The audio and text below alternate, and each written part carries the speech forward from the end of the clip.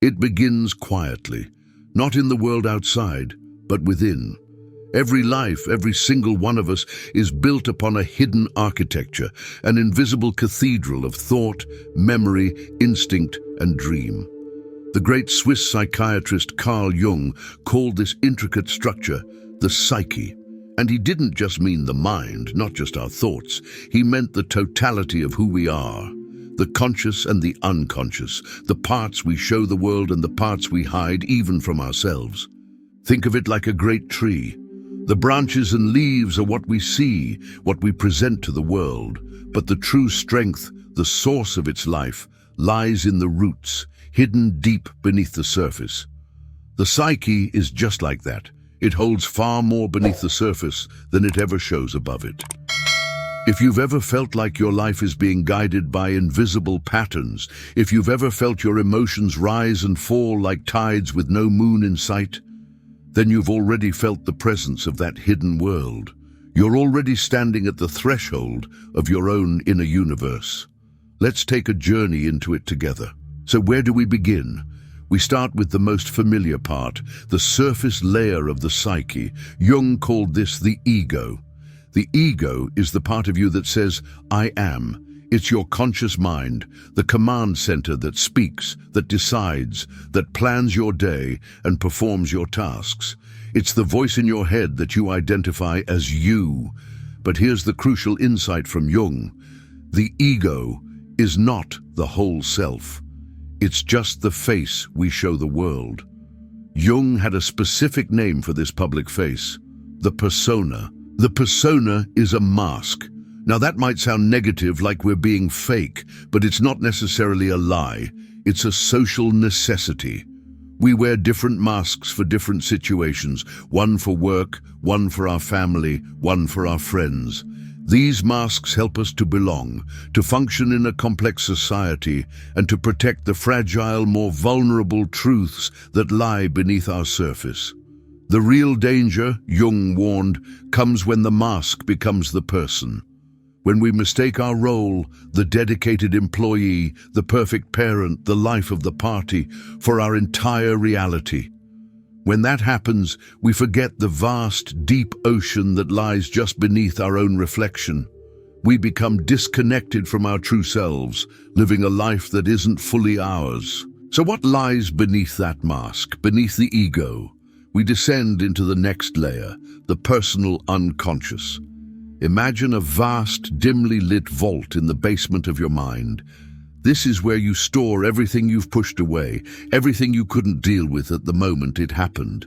It's the repository of forgotten memories from childhood, unhealed wounds from past relationships, and unexpressed emotions that were too overwhelming to feel. It's the place where every part of you that you've repressed still lives, quietly breathing in the dark and, most importantly, shaping your choices from behind the scenes. Think about it. That nagging fear you can't quite name, that self-sabotaging pattern you can't seem to break no matter how hard you try. That quiet inner voice that whispers, "Don't be too much," or "You're not good enough." Right when you're about to take a leap of faith, these aren't just random thoughts or bad habits. They are echoes from the buried self, messages from the parts of you that you locked away long ago. Jung put it perfectly when he wrote, "Until you make the unconscious conscious, it will direct your life, and you will call it fate." This is the silent truth of our lives.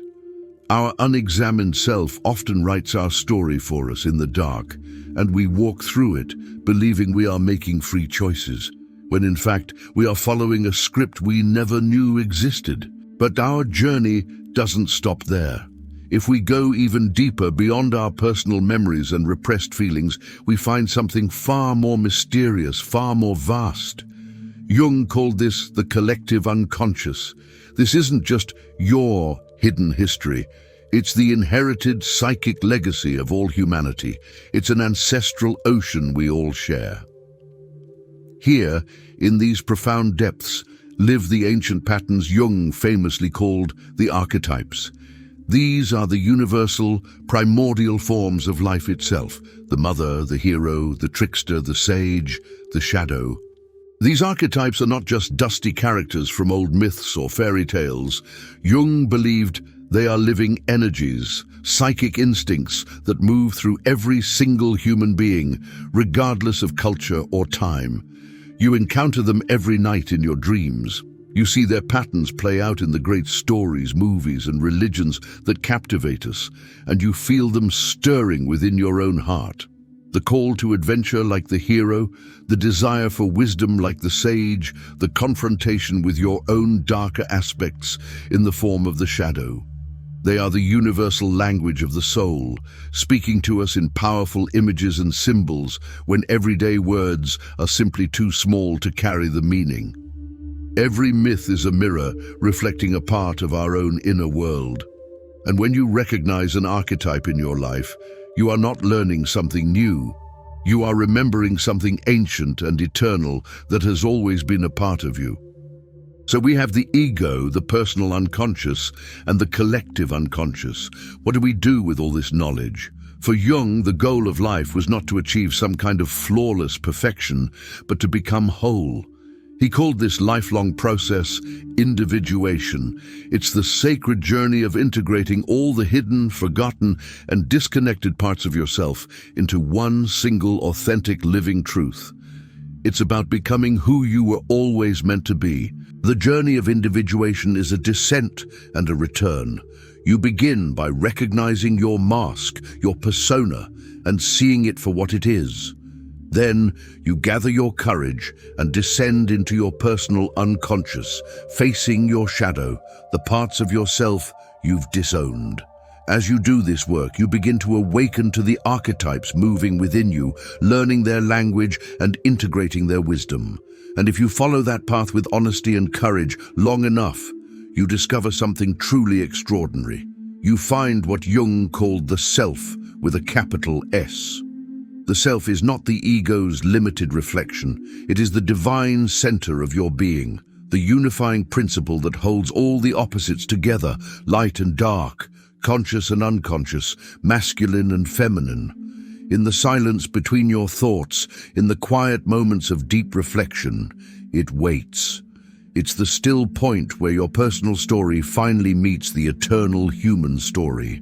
I remember when I first began to really look within. I thought I was on a quest for answers, for neat solutions to my problems. I wanted a map. But what I found was not a map. It was a labyrinth.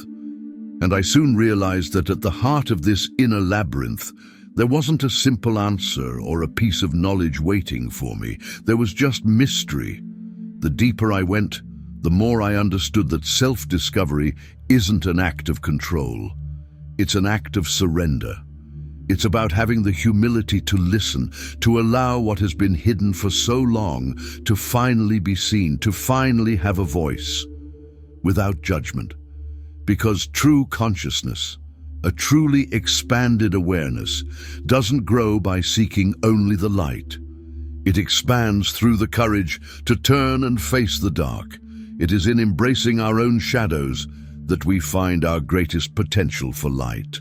So as you go about your life, remember this hidden architecture within you. The ego may be your face, but it is not your soul. The unconscious may hold your pain, but it also holds your greatest untapped potential. And the self, that sacred organizing center of your entire being, is not found by trying to become more, by adding more masks or achievements. It is found by becoming whole. It is a journey of coming home to yourself.